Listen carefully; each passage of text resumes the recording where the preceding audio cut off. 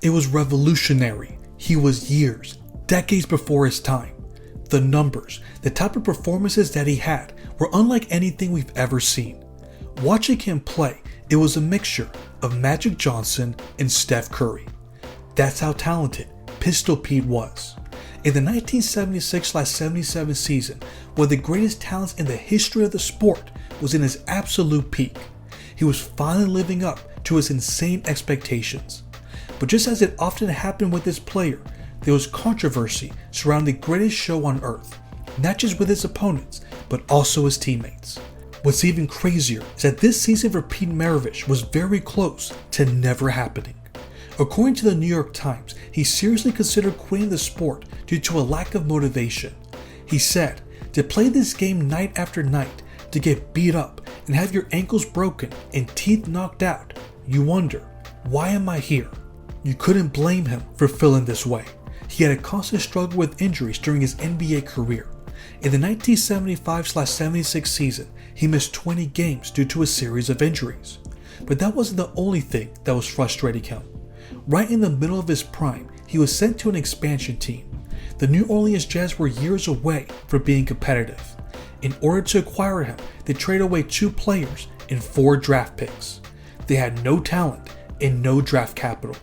In the best years of his career, he was stuck being a one-man show. That means no playoff success. That means everyone blaming him for the team's shortcomings. He even told the Florida News Press in 1974, "When you're with the winning team, basketball is fun, but when you're not, it's just your business.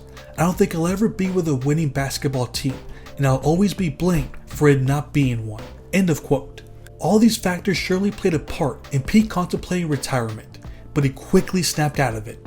He knew he had to completely dominate the game if his team wanted any chance of reaching the playoffs. This is what pushed him to have the greatest season of his career. Take a look at the numbers. He averaged 31.1 points on 43% shooting, 5.4 assists, 5.1 rebounds, and 1.2 steals per game. Did you know that he's only one of 30 players to average over 31 points per game in a season? The numbers itself are impressive, but that doesn't even compare to the way he was producing his points. This is what caught the eye of everyone who was fortunate enough to see him play. For those born after the fact, there are only a few games available for us to watch, but we have plenty of testimonials of his teammates and competitors.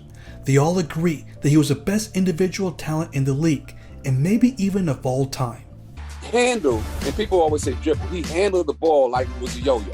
He could go this way with it, I got that way with it, he could put it this way, next thing you know the yo-yo goes out that way, but the yo-yo was the basketball, okay? The basketball was like an invisible string on his hand.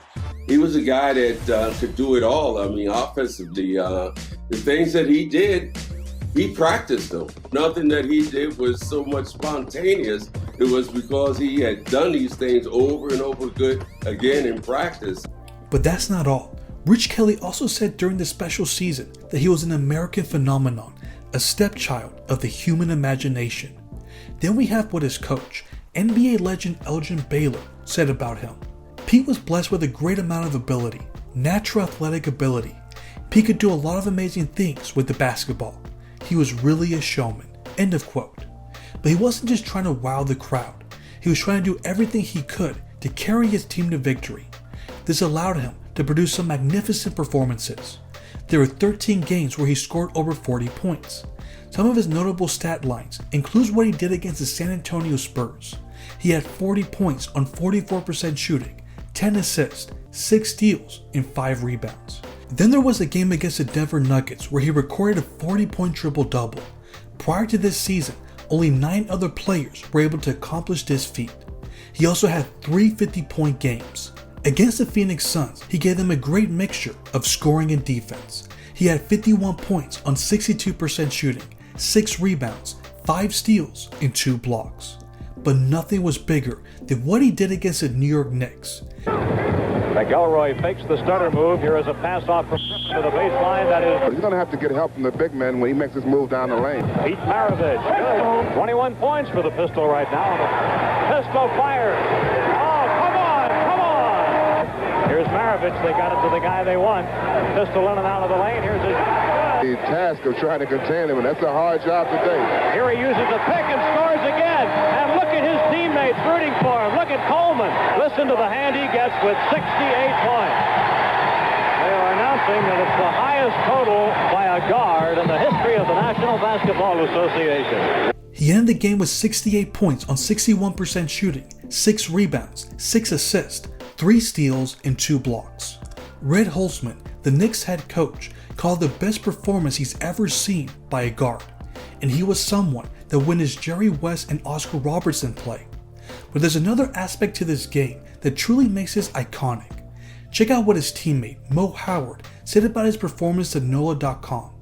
Once we started playing, this guy started making all these shots, shot making like I've never seen before in my basketball career. Pete's shots, if they had 3-point shots, he might have gone 80. End of quote. This is why Pistol Pete was ahead of his time. Remember, the 3-point line did not exist.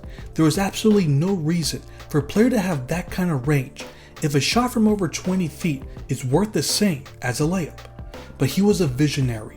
This was something that he did on the regular. He was one of the very few players, if not the only player, to have that kind of range in the pre-3-point era. If he came after the fact, imagine what kind of damage he could have caused. The numbers that he was recording also highlight the maturity in his game. Elgin Baylor gave us a great insight of how he improved in this aspect, according to the Chicago Daily News. He said, "He has matured as a person during this time I've known him. Just before I took over, Pete would lose control of himself because of calls. Pete is an emotional guy, and he would scream and holler for a couple of minutes. Now he's under great control." End of quote. The sports world couldn't help but admire the way he was impacting his team. It's no wonder that he finished third in MVP voting and was selected to the All-NBA first team. Prior to this season, he never finished in the top 10 for the MVP. Don't mistakenly believe that he was a beloved player. On the contrary, he was always a bit polarizing. But for one season, he was finally getting the respect that he always deserved. This growth in his game gave the Jazz a puncher's chance to reach the playoffs. In fact, with under 30 games left in the season, they were 1 game behind the 6th seed, which was the final playoff spot. Unfortunately, this is when everything crumbled apart. Shortly after this, there was 3 different stretches where they suffered a losing streak of 5 games or more. Despite his best efforts to carry his team on offense, the Jazz were just not good enough to be a playoff contending team. Although he was the only player in the NBA that averaged over 27 points per game, the Jazz had the 6th lowest scoring average in the league. The problem is that there was no one that averaged more than 13 points per game, and there was no one in the starting lineup that shot better than 50% from the field. It was not an ideal situation. In their defense, the Jazz did successfully add some talent to this roster. In the offseason, they added Gail Goodrich.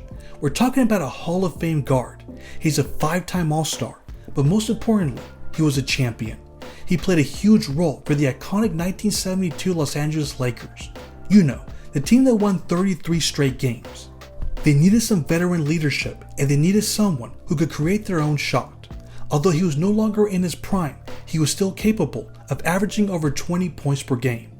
In theory, this was going to drastically improve this team. They were still far away from contending for a title, but at the very least, they could finally reach the playoffs. Unfortunately, the NBA world did not get the chance to see much of this star duo. He only played 27 games that season. He suffered an Achilles injury. We all know what this injury does to players when they're no longer in their prime. He was never going to be the same player, and he retired 2 seasons later. With him gone, the Jazz were a one-man show in every sense of the word. This also caused some problems within the locker room. He gave the impression that he was the team, and that attitude never helps galvanize your troops when you're looking to make up for some major deficiencies. An anonymous league executive said this about Maravich to the Washington Post. Bill Walton used to think of himself as a trailblazer. Kareem thinks of himself as a Laker. Dr. J thinks of himself as a 76er. But Pete Maravich knows he's bigger than the Jazz. The problem is that he's right. End of quote. When a player carries himself that way, you're inviting criticism about your style of play. Although no one could deny his brilliant individual talent, he was accused relentlessly of being a lousy team player. The response to that was always, give him better teammates and watch him flourish with a more competent supporting cast. This thinking exercise was also presented to Pete during the season. According to a 1977 New York Times article, he was asked if he would accept a secondary role on a team with Kareem Abdul-Jabbar. His response, "Are you kidding? I'll be his caddy. Anyone would like to play with the greatest center in the game." End of quote. All he could do was dream. He was playing at the highest level, but one great player could only do so much. The Jazz ended with a 35-47 record and they missed the playoffs. Although it was a disappointing end to his season, it doesn't take away from what he accomplished. Contrary to popular belief, the NBA was full of historically great talent during this time. This was a year the ABA merged with the NBA. This means the NBA had these players in their prime: Kareem Abdul-Jabbar, Bill Walton, Julius Erving, Elvin Hayes, George Gervin, Bob McAdoo, Dave Cowens, David Thompson, Artis Gilmore, and more. With that in mind, there is a case to be made that the best individual player was Pete Maravich. The numbers and the eye test are certainly in his favor. But when we think of the value of this season after all these years, that is what makes this groundbreaking. It was way ahead of its time. He gave the blueprint for all the elite scoring point guards that we see today. As skillful as all these players are, many of them can't pull off some of the stuff Pistol Pete was doing. That is why this season will never be forgotten by true basketball historians. But what about you all? What do you remember the most about this season? How should it be viewed despite the playoff success? Let me know in the comments. Thanks for watching.